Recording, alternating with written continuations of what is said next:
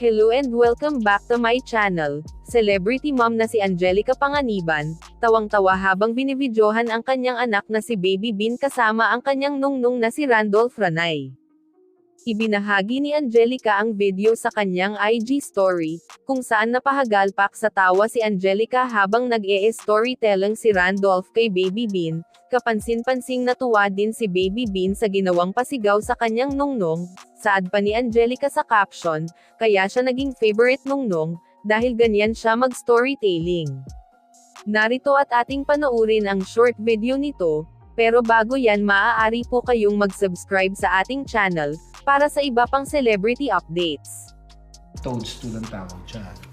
Okay? 5 loads dandelion seeds! Into the air! Yes? Toadstool ang tawag dyan. Okay?